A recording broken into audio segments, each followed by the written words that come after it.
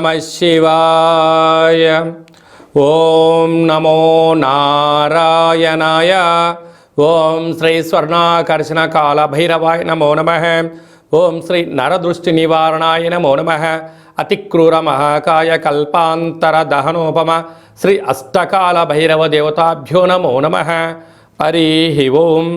మా ఛానల్కి స్వాగతం. చూస్తున్న వీక్షకులకు ప్రేక్షకులకు ప్రియ కాళభైరవ భగవద్బంధులకి స్వాగతం పలుకుతూ మమ్మల్ని ఎంతగానో ఆదరిస్తూ ఉండబడినటువంటి ప్రియ సోదరీమణులకు సనాతన ధర్మ సంరక్షకులకు వీక్షకులకు మీ ఇంటి పురోహితుడిగా, మీ ఇంటి ఆస్ట్రాలజర్గా, మీ ఇంటి వాస్తు నిపుణుడిగా మీకు స్వాగతం పలుకుతూ ఈ శోభకృత నామ సంవత్సరానికి వీడికోలు పలుకుతూ ఈ సంవత్సరంలో ఉండబడినటువంటి అష్ట కష్టాలు ఈ సంవత్సరానికి స్వస్తి పలుకుతూ ఈ సంవత్సరంలో జరిగినటువంటి అద్భుతాన్ని, ఆనందాన్ని, ఐశ్వర్యాన్ని మూటగట్టుకొని రాబోయే కాలానికి స్వాగతం పలుకుతూ అందరిపైనను ఆ కాళభైరవ స్వామికి ఆశీస్సులు ఉండాలని కోరుకుందాం. మనకు 1వ తారీఖు 4వ నెల 2024 నుండి 8/4/2024 వరకు అనగా సంవత్సరానికి వీడుకోలు పలుకుతూ ఆదివారం రోజు మాస శివరాత్రి, సోమవారం పూట సోమవతి అమావాస్య సందర్భంగా మనం అందరం ఎలాంటి విధి విధానాలు పాటించడం వలన ఈ కష్టాలకు స్వస్తి పలుకుతూ రాబోయే కాలానికి శోభకృతనామ సంవత్సరానికి స్వాగతం పలుకుతూ ఎలాంటి ఐశ్వర్యాన్ని, ఎలాంటి ఆనందాన్ని పొందాలో ఈ వీడియోలో సవివరంగా సంపూర్ణంగా తెలుసుకుందాం. ద్వాదశ రాశుల్లో గ్రహ గమనాన్ని కూడా ఒకసారి వీక్షింపచేద్దాం. మేషరాశిలో బుధుడు మరియు గురు సంచార స్థితి, కన్యరాశిలో కేతు సంచార స్థితి, కుంభరాశిలో కుజుడు శుక్రుడు శని సంచార స్థితి, మీనరాశిలో రవి రాహుల సంచార స్థితితో గ్రహ గమనాలు ఈ విధంగా ఉన్నాయి.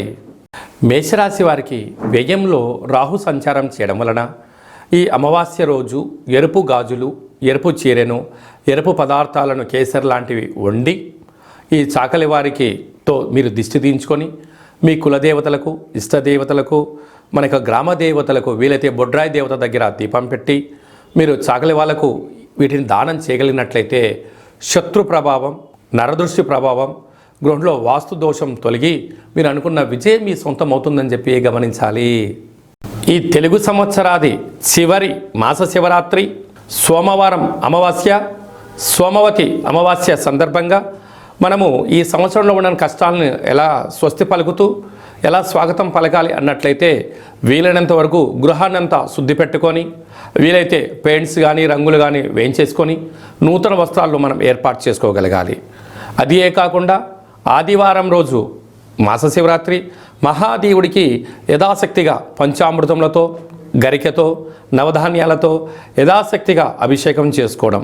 ఎందుకనగా మహాశివరాత్రి అంటే వెళ్ళినటువంటి వచ్చేటువంటి మొట్టమొదటి మాస శివరాత్రి అవ్వడం, తెలుగు సంవత్సరాదిలో శోభకృతి నామ సంవత్సరంలో చివరి మాస శివరాత్రి అవ్వడం, అలాగనే చివరి అమావాస్య అవ్వడం.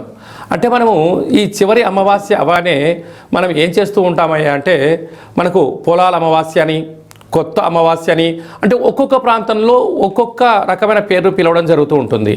కనుక ఎవరి ఆశీస్సులు మనకు ఉండలేకపోయినా పితృదేవతల యొక్క ఆశీస్సులు మనకు శ్రీరామ రక్ష, గ్రామ దేవతల యొక్క రక్ష మనకు శ్రీరామ రక్షగా భావించగలగాలి. ఎందుకనగా ఒక ఇంటికో పెద్దాయన ఎలా ఉంటాడో ప్రతి గ్రామానికి గ్రామదేవత పెద్దమ్మ తల్లి ఉంటుంది. రాయలసీమ ప్రాంతంలోనేమో పోలేరమ్మని, ఎల్లమ్మని, పోచమ్మ అని చెప్పుకుంటూ ఉంటాం. అదే మనం ఆంధ్ర వైపు వచ్చామనుకోండి నూకాలమ్మని, పెద్ద పెద్ద కార్యక్రమాలు అమ్మవారికి జరుగుతూ ఉంటాయి. మనకు తెలంగాణ రాష్ట్రానికి వచ్చేటువంటి లోపల మైసమ్మని, నల్లపోచమ్మని, విశేషంగా బంగారు మైసమ్మ అని చెప్పి పెద్దమ్మ తల్లి అంటాడు. అంటే ప్రాంతం ఏదైనా భావము ఒక్కటే, అమ్మవారు సహస్రాది రూపాలలో ఉంటారు. కనుక అమావాస్య రోజున తెలుగు సంవత్సరానికి అమావాస్యకు వీడుకోలు పలుకుతూ ఈ సంవత్సరంలో జరిగినటువంటి ఆటంకాలంతనూ కూడా తొలగింపజేసే శక్తి ఈ యొక్క కొత్త అమావాస్య అంటారు. అంటే కొత్త సంవత్సరానికి మనం స్వాగతం పలకబోతూ పాత సంవత్సరానికి వీడుకోలు పలుకుతూ ఈ కొత్త అమావాస్య రోజు మనం ఏం చేయాలి అన్నట్లయితే గతించినటువంటి పెద్దవారి యొక్క స్మరణ, వారి పేరు పైన మనము పశువులకు కానీ బ్రాహ్మణులకు కానీ స్వయం పాకం దానం ఏర్పాటు చేయడం. రెండవది కులదేవతలు, ఇష్టదేవతలు, గ్రామ దేవతల యొక్క పూజ. అందుకే ఇలాంటి కాల సమయంలో మనం ఏం చేయగలగాలి అన్నట్లయితే ఇంటినంతా శుద్ధి పెట్టుకొని ఇంటి గుమ్మాలకు కానీ సింహద్వారాలకు కానీ శ్రీరామ అనేటువంటి అక్షరాలను రాసుకోవడం, స్వస్తికను రాయడం, అలాగనే ఇంట్లో పూజా మందిరంలో దేవతల్ని శుద్ధి పెట్టుకొని అఖండమైన దీపాన్ని ఆ ఒక్క పూట పెట్టుకొని, మనకు పులగము అంటారు రాయలసీమ ప్రాంతంలో, అలాగే మనకు తెలంగాణకు వచ్చినప్పుడు కిచిడి అంటారు, ఆంధ్ర ప్రాంతానికి వచ్చినప్పుడు పులిహోర అంటాం. అంటే ఒక్కొక్క ప్రాంతంలో ఒక్కొక్క రకం అంటే ఉడికేటువంటి అన్నంలో అంటే బియ్యంలో పెసరపప్పు కొద్దిపాటి పసుపును వేసి అన్నాన్ని ఉడికింపచేసి తెల్ల నువ్వుల పచ్చడిని ఏర్పాటు చేసుకొని, అలాగనే గారెలు, బూరెలు, ఉండ్రాళ్ళు, భక్ష్యాలు లాంటివి చేసుకొని కులదేవతలకు నైవేద్యంగా పెట్టి గతించిన పెద్దవారికి నైవేద్యంగా ఏర్పాటు చేసుకొని, అవన్నీ ఏర్పాటు చేసుకొని ఒక కొత్త చీరే, 2 జాకెట్ పీసులు, గాజులు, పూలు, పళ్ళను ఏర్పాటు చేసుకొని మన ఇంట్లో అంటే మన ప్రతి గ్రామంలో చాకలి వాళ్ళు ఉంటారు, వారిని పిలిచి వారికి బొట్టు పెట్టి గాజులు పెట్టి వారి చేత మీరు ఇంటి యజమానులందరూ కూడా చీపిరి అనగా జాడు అంటే మనకు తెలంగాణ ప్రాంతంలో పొరక అంటారు ఒక్కో ప్రాంతంలో, వాటితో దిష్టి తీయించుకొని ఈ చాకలి వాళ్ళను ఇంటి ఆడపడుచుగా మనం భావిస్తాం కనుక ఈ వండినటువంటి పదార్థాన్ని వారికి నైవేద్యంగా పెట్టి వీరికి ఆడపిల్లగా మనకు ఆడపడుచుగా భావించి పెట్టడం వలన సాక్షాత్తుగా అమ్మవారి యొక్క రూపమే వారి అని భావించాలి కనుక వారికి ఆ రోజు వారి చేత ఇంటిలో దిష్టి తీయించుకోవడం, ఇంటిలో ఒక గుమ్మడికాయని పలగొట్టించడం, వారి చేత మనము ఆశీర్వచనం పొందడం, వారికి ఈ యొక్క స్వయం పాకాన్ని వండినటువంటి ఈ పులగాన్ని ఏర్పాటు చేయడం వలన వారే గ్రామ దేవతల రూపంగా భావించాలి.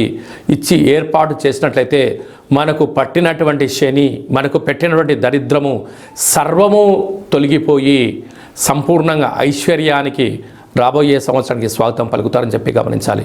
వీలైనంత వరకు చాకలి వాళ్ళతో దిష్టి తీయించుకోవాలి. మన తెలంగాణ ప్రాంతంలో చాకలి వారిని మడేలా అని మరొక పేరు కూడా ఉంటుంది. మడేలతో దిష్టి తీయించుకుంటే మండెము కూడా ఒక వజ్రం అవుతుందని చెప్పి మనకు సామెత ఉంటుంది. అదే రాయలసీమ ప్రాంతంలో చాకలి వారు ఇంట్లో తుడిస్తేనే దరిద్రం పోయి లక్ష్మీదేవికి స్వాగతం మనం పలుకుతుంది అని చెప్పి కలుపుతారు. అది ఆంధ్ర ప్రాంతంలో చాకలి వారికి దానం చేయడం వలన ఐశ్వర్యం మన సొంతం అవుతుందని చెప్పి పెద్దవారి యొక్క నానుడి కూడా. కనుక వీలైనంత వరకు ఆ ప్రయత్నం చేయండి. అలా కుదరలేనటువంటి ఎవరు ఉన్నట్లయితే ఈ కింది నెంబర్ సంప్రదించినట్లయితే మన యొక్క నరదృష్టి నివారణ దేవాలయంలో చాకలి వారితో మీకు దిష్టి తీయించి మీకు ఐశ్వర్యానికి స్వాగతం పలికే ఏర్పాట్లు చేయడం జరుగుతుంది. కనుక ఈ సంవత్సరానికి వీడుకోలు పలుకుతూ కొత్త అమావాస్య రోజున అమ్మవారిని స్మరిస్తూ గ్రామ దేవతల యొక్క ఆశీస్సులు పొందగలరు అనేది చిన్న విన్నపం. కనుక అందరికీ ఈ సంవత్సరంలో కష్టాలన్నీ ఇక్కడికే ఫుల్ స్టాప్ అయిపోయి రాబోయే సంవత్సరంలో స్వాగతం పలకాలని గ్రామదేవతల్ని కోరుకుందాం. ఇంకను మనం విజయం సాధించగలగాలి అన్నట్లయితే ఈ యొక్క పాత్రను ఒకసారి మీరు గమనించినట్లయితే ఇది ఒక కంచు పాత్ర, కాళభైరవ స్వామి వారి యొక్క అక్షయ పాత్ర అంటారు. ఈ యొక్క పాత్రలో 12 రాసులను అచ్చు వేయడం జరుగుతుంది. ఈ పాత్రతో ఉపయోగాలు ఏమిటయ్యా అనగా కంచు మోగినట్టు కనకంబు మోగదు గదరా సుమతి అని చెప్పి సుమతి శతకంలో చెప్పినట్టుగా ఈ యొక్క పాత్రను మనం ఇంట్లో ఉంచుకోవడం వలన ఇలా ఒకసారి శబ్దం చేసినట్లయితే ఓంకారనాదం రావడం జరుగుతుంటుంది. ప్రణవం ఓంకారం అంటే మనం ఏ పని ప్రారంభించినా ఓం అనే శబ్దంతోనే ప్రారంభిస్తాం. ఈ యొక్క శబ్ద తరంగాలు ఇంట్లో ప్రసరించడం వలన అందులో ఈ కొత్త అమావాస్యకు స్వాగతం పలుకుతూ మనం చేయడం వలన ఇంట్లో ఉండబడినటువంటి జ్యేష్ఠాదేవి దుష్టశక్తులు తాంత్ర ప్రయోగాలు తొలగిపోయి ఐశ్వర్యం కలిగినటువంటి మహాలక్ష్మీదేవి అమ్మవారు మన ఇంట్లోకి స్వాగతం పలుకుతుంది. ఎలాగో ఒకసారి చూద్దాం.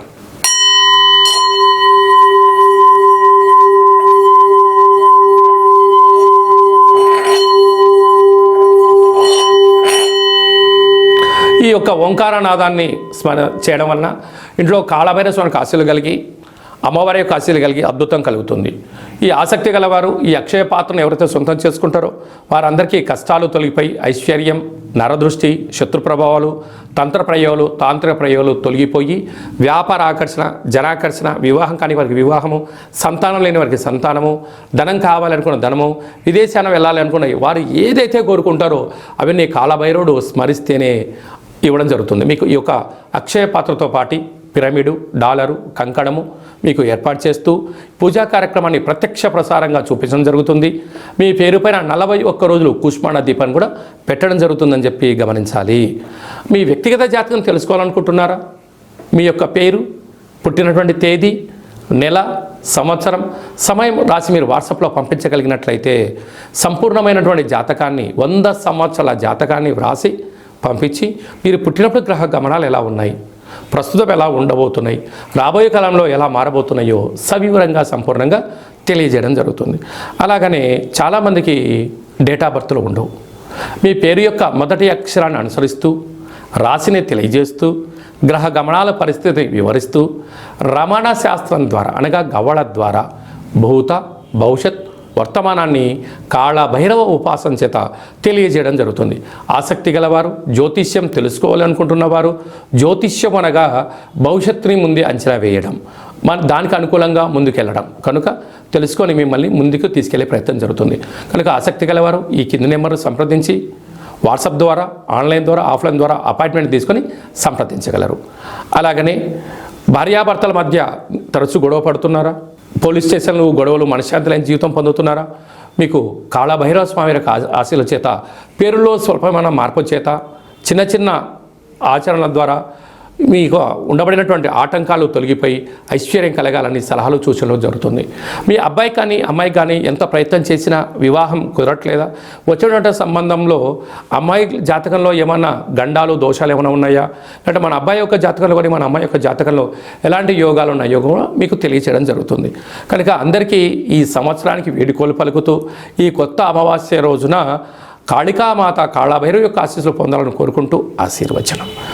ఓం కాళకాలాయ విద్మహే కాళాతీతాయ ధీమహి తన్నో కాళభైరవ ప్రచోదయాత్. శతమానం భవతి శతాయు పురుష సతేంద్రియ ఆయుష్యేవేంద్రియే ప్రతిష్టతి. ధనం ధాన్యం బహుపుత్రలాభం శత సంవత్సరం దీర్ఘమాయు. మహా అమావాస్య మౌని అమావాస్య దేవత కాళికా దేవత కాళభైరవ దేవత అర్పణమస్తు. ఈ వీడియో మీకు నచ్చినట్టయితే లైక్ చేయండి, షేర్ చేయండి, మా ఛానల్ని సబ్స్క్రైబ్ చేసుకోండి. మేము చేస్తున్న వీడియోలో మీకు ముందస్తుగా నోటిఫికేషన్ రావాలి అన్నట్టయితే గడ్డ సింబల్ ప్రెస్ చేయండి, అలానే బటన్ కూడా తెలియచేయండి. ఈ యొక్క కొత్త అమావాస్య యొక్క అమ్మవారి యొక్క ఆశీస్సులు మీరు అదనంగా ఉచితంగా పొందాలి అన్నట్లయితే మీరు ఎవరి క్షేమాన్ని కోరుకుంటున్నారో లేక మీ క్షేమాన్ని ఎవరితో కోరుకుంటున్నారో వారికి ఈ వీడియోను ఫార్వర్డ్ చేసి ధర్మాన్ని కాపాడుతూ అమ్మవారి యొక్క ఆశీస్సులు పొందగలరు.